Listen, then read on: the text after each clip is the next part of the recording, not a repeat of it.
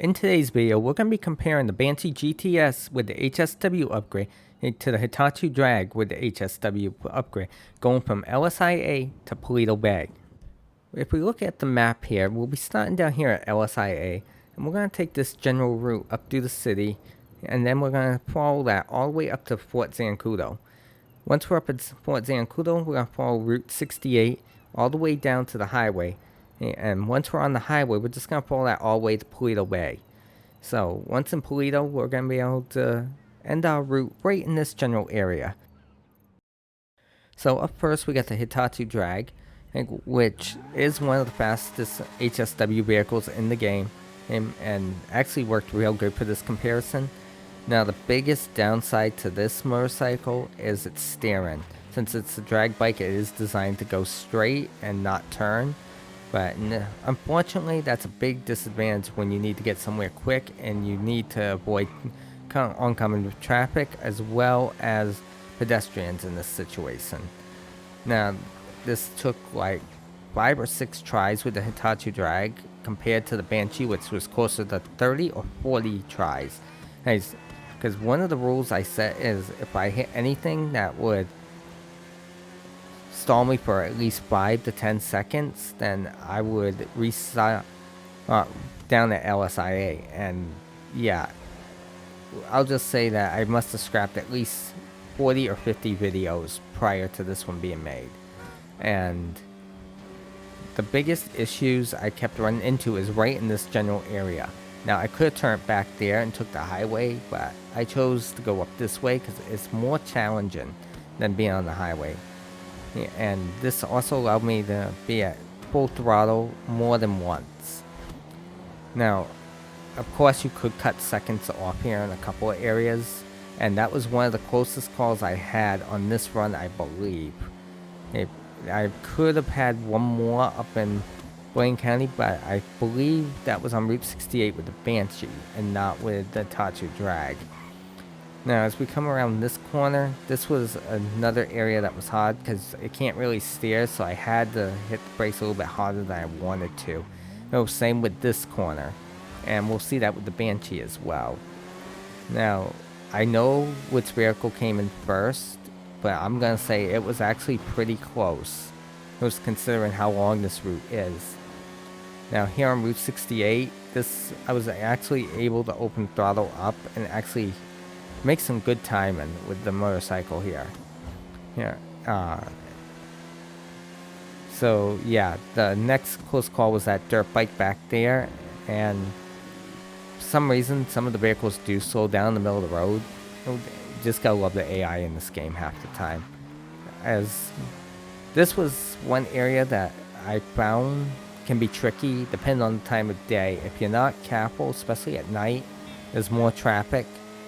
Now, these vehicles I chose to stay in the middle of the road because, well, if you're in the dirt, you'll actually be slowed down pretty bad.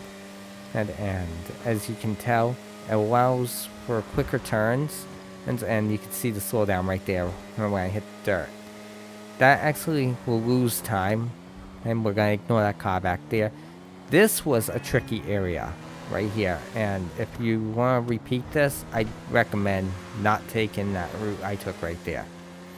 Now, if you take the off-ramp, you will most likely hit a vehicle, and yeah, I've hit more than one vehicle getting on to the highway, and that sent me all the way back to LSIA, and yeah, this video probably took a good 20 hours to record in total. Now here on the highway, I didn't lean forward or too often. I did in some areas, but since the motorcycle tops out around 150 miles an hour roughly, I think it's like 153 to 160 depending, then it was kind of tricky because I had to watch what the cars in front of me were doing, as well as making sure no other vehicles spawned in near me. And coming into Paleto Bay right here, I had to make sure I was also starting to slow down because my turn was coming up. And that actually proved to be more difficult than I expected it to be. And as we're coming up here, originally the video was planned to go down onto the beach, and that's where the original videos went. But I actually changed it to up here to make it a little bit easier. Now, going through that fence did slow me down, and making this turn slowed me down. But as we can see, our final time came in at 4 minutes and 37 seconds. And so, let's see how the Banshee does in just a second. So moving back to LSIA, we got the Banshee out now. Now, this is the second attempt the day I recorded this, trying to do this, because the first time I hit one of these pillars. Now, the Banshee has its own issues, which we'll see in just a few minutes here, with traction and with being able to get through tight areas like in this general area, at the airport. Now, coming up through here, you gotta watch both your speed and your braking distances. And these corners were not fun.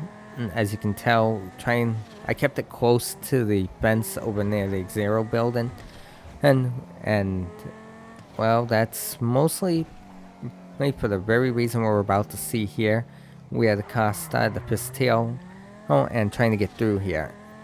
Now that area, like I said with Hakuchou Drag, you gotta watch for traffic, and it's the same thing with these intersections. Cars will pull out right in front of you or turn right in front of you like that one did. No warning, nothing. Yes, some cars do use a blinker that turn a certain way. Hey, so that kind of helps, but it doesn't mean the car's actually going to do that. Yes, I did sideswipe that car, and the sign was intentional to slow down. Now, this area, I kind of knew I had to slow down because I flew off those bumps right there and actually have hit cars and had to go all the way back and restart. Now, if you're on a phone, I do apologize. It does get darker the further this goes, and I know how difficult it is to see.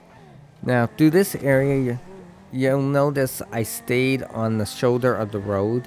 That's to make it a lot easier getting around this traffic and using the dirt to slow me down in some areas where I really needed to. Overall, the Banshee does pretty well in a test like this, but yeah, the traction on it compared to my other Banshee after I changed the off-road tires on that one, this one's traction's much worse, and unfortunately you don't get many options for tires on this car. Now, these bridges are a big issue, and I did have to slam on my brakes to get around these corners. I can't count how many times I've actually hit that truck when coming around that corner because I wasn't paying attention.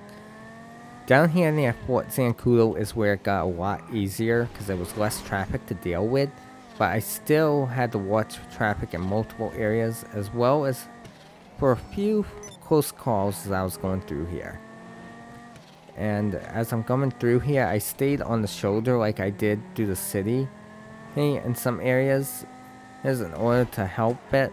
And yeah, that car pretty much turned with no warning, and I was kind of expecting it, so I was prepared to make the turn around it. This area is another bad one, is you have to slow down there. You can't be full throttle. I did try it multiple times, and yeah, I'll just say it didn't end very well. Using the dirt here just to slow me down and make it easier to get around these cars when there's another oncoming car. The highway, I stayed on the rumble strip more, just like I did here on dirt, but that doesn't slow me down at least. Coming up on the highway right here, since I took the off-ramp to get onto the highway, it was kind of dangerous doing it with the car, and it makes for a tight fit coming through here at certain times of the day. Now, coming across here was the easiest route. I really should have been paying attention where that car was when I hit the highway, but yeah, I found this to be so much easier. This whole area in general was actually pretty nice for the drive. I could have the throttle wide open, and I didn't really have to pay attention. Now, as a truck driver, I'm trained to look 10 to 20 seconds ahead of me at all times, and I still do this in game. So I'm actually looking way further ahead than most people might be. Because like I'm looking at least 4 to 5 cars ahead to see where they are and to know my next move. And it came in handy with doing this challenge. When especially with getting dark like this, it's hard to see anything ahead of me. Now the rumble strips do slow you down some, but not enough to make a huge difference. Overall, I would say I could cut this down probably 10 seconds, since maybe 20, and as we're coming up here, I have to watch for where my turn is.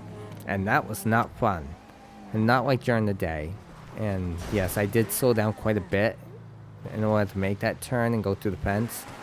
And as we'll see here, the Hakuchou Drag was about 27 seconds faster than the Banshee overall.